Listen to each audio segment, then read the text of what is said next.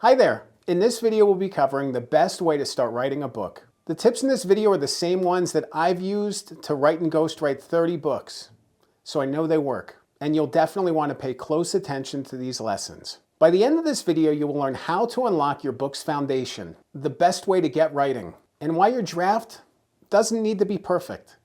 And stay tuned until the end of the video for a free opportunity. Let's dive in.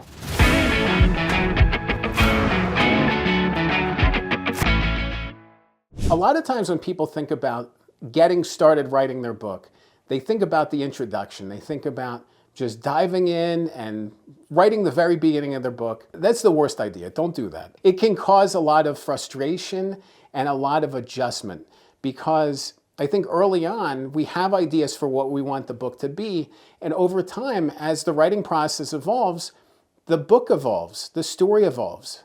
So you definitely don't want to just dive in and start writing the beginning. A lot of authors too, they struggle so much on focusing on the beginning of the book, thinking, let's make this great. And then by the middle, the middle of the book's kind of sagging and there's just struggles there. And the book loses momentum. You don't want to lose momentum with the book. When you think about the writing process and diving into it, think about writing the story and then coming back and writing the beginning, when the time's right, maybe halfway through the book, maybe 3/4 of the way through the book. You're still figuring out exactly how you want to start the book. What's the moment when everything changed? What's a moment of truth for your main character, whether it's yourself or somebody else? The moment that everything changed is typically a great moment to focus on the introduction, because then you can jump backwards and start at the beginning. But I recommend, when you think about writing the book, starting at the beginning of the chapters, not worrying about the introduction at all, and then building out those elements as the time comes. Even before you get a single word down, even before you think about writing the first words of the book, there's so many things that you can do beforehand, ahead of time, to really build momentum and build a strong foundation for your book. I'm really talking about hook, audience, and outline. Those are 3 elements of your foundation, and they are crucial to the success of your book. If you can build a strong foundation, you can build a strong book on top of it. Think about baking a cake. A lot of people want to focus on the frosting and making it look nice, but you really need that strong foundation. You need the cake elements, then you can put the frosting on later. A house is the same way. When you build a house, you start with the foundation and build up. Books are the same thing. You build the foundation and you build a strong book on top of it. Outlines can be a lot of fun. One of the elements of a book foundation is outlines. Outlining can take many forms. It can be a mind map, it can be index cards, it can be bullet points on a document. A lot of times when I'm trying to figure out the flow of a book, I will write the chapters or elements on index cards and I will move them around. Or I'll get Post-it notes, put them on the wall, and move them until I put them in the right order. A lot of times with books, it's not so much about point A to point B, and it's not about a timeline. This happened and this happened. Sometimes these things go out of order. Sometimes different elements come into play at different times. So it's so crucial for you to figure out the flow of the story and what's kind of inside and outside of the frame of the book, because it's going to really empower you in the writing process. Many of the authors I meet with, when I ask them what their book is about, they talk for 2 or 3 minutes, and it tells me that they haven't really drilled down to the hook, the reader takeaway. What's the benefit and how is the reader going to carry this message forward in their life? That should be 1 or 2 sentences at most. This should be really succinct. So when you think about your hook and what the reader's going to learn from your book, you need to be able to drill down to that 1 sentence. What is the 1 sentence about your book? How is somebody going to move forward? If someone asks somebody at a party, what books have you read recently? What are some good books? You want them to talk about your book and say, I learned this, this, and this from this book, and this is an awesome book.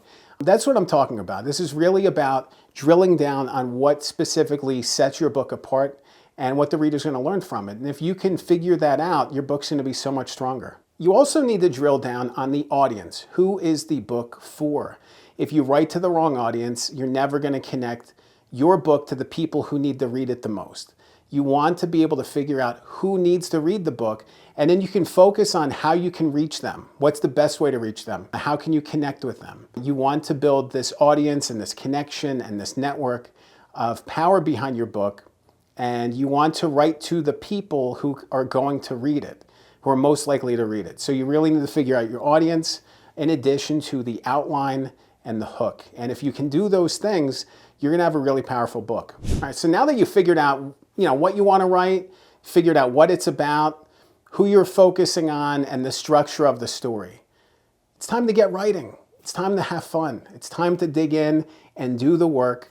And one of the things I really love about having this outline in place is it allows you to jump around. A lot of times when you're doing writing, you're not specifically saying like, I want to write this chapter today, like in order. I want to write this chapter, then chapter 2, then chapter 3, then chapter 4. By having this outline and having the structure, you can really tap into what you want to write and write the stuff that matters the most to you in a given moment. You can think about it and say like, oh man, kind of put it in the back of your mind so the next time that you're writing, like it's just there. The words are just flowing out of you. You don't want this to feel like a chore and you don't want this to feel like homework. You want to feel empowered by your book writing. If it feels like a chore and it feels too hard, there's no reason for you to keep going. You're going to want to give up. I don't want to see that. I want to see you keep going. And the thing that you're going to do to empower that is to be excited about the writing process, excited to dive in. Whether that's 10 minutes, 30 minutes, an hour, figuring out how you're going to go about getting this done and tackling this in small increments. Rome wasn't built in a day. How do you eat an elephant, one bite at a time? It's that kind of thing. It's taking those little pieces, maybe focusing on this today and building out the chapter and then going to this and then going to this. It's going to take time, the shortest amount of time that I've used to write a book was 6 weeks. 50,000 word book in 6 weeks. It was a lot of writing, and it was a lot of writing fast. It was due to the publisher. We had to really make quick work of it. And I did the math, and the math was at any given point, it was like 1,200 to 1,500 words every single day that I had to write for this book. And it was a lot, but I stuck with it. I focused on building momentum. I focused on getting each day's work done and then going next day and doing more writing and more writing and more writing. And the more that you can keep doing that, the more that you can build momentum. So if you really focus on daily and weekly goals, you can make progress. You can really burrow down and say, okay, today I'm going to do 300 words. Tomorrow I'm going to do 400 words. It could be 500 words in a week. It could be 200 words in a week. Whatever it is, you want to keep building momentum and you want to get those wins. The more that you can see wins happening, the more that you can celebrate them. Pat yourself on the back. You did the work. Keep going. The more you can do that, the more it's going to feel like you can do it inside, the more that it's possible.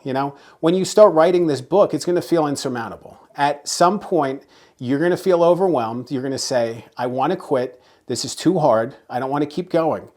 Just pause, just breathe. We've all been there. Again, I've written dozens of books, and every single book has faced this exact challenge. I don't know. I don't know if we're going to do it. I don't know if it's going to get done. I don't know if I can keep going. And you just have to just pause and breathe and just stick with it. And if you want to take a day and set it aside for a day, go for it. But then come back to it, refreshed, rejuvenated, excited to dive into the writing. The more enthusiastic you are in the writing process, the more enthusiastic it's going to be for the reader. If you write and it feels like a chore, it's going to be a chore for the reader. By you feeling motivated and connected and inspired by the writing, by you coming back and bringing your best energy and your best effort, good things are going to happen. That's not to say that the draft is going to be perfect, and it shouldn't necessarily be. I think back to my friend Chad. Chad is a great writing coach. He's a ghostwriter. He works with authors, and one of the terms that he uses that I really like, and I use it liberally, is a dirty draft. Your first draft is not going to be perfect. It's going to be a bit of a mess. There's a lot of stuff that you need to cram into this draft.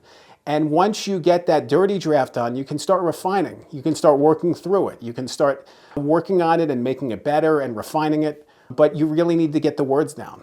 Getting the words down is the first step, and then you can polish it later. You can't polish a draft that doesn't exist. So you really need to make the progress and get to that place. And then once you have the draft done, you can say, I did the hardest thing. So it gets a little bit easier every time, but perfect is the enemy of good. You want to finish, you want to get across that finish line. Being a perfectionist is not great in book writing because you're never going to have a perfect book. No book is perfect.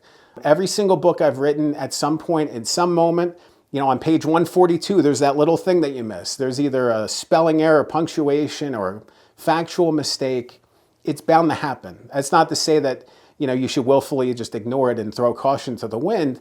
It's to say that you're never going to write a perfect book, because perfect doesn't exist. So if perfect doesn't exist, focus on writing the best book that you can. Focus on writing the most empowering and most impactful book, because if you don't publish the book because you're worried about not being perfect, you're never going to see the rewards, and the people that could potentially read your book are at a loss because they're not being able to receive this message from you. They're not able to digest this and learn from this and move forward in their life.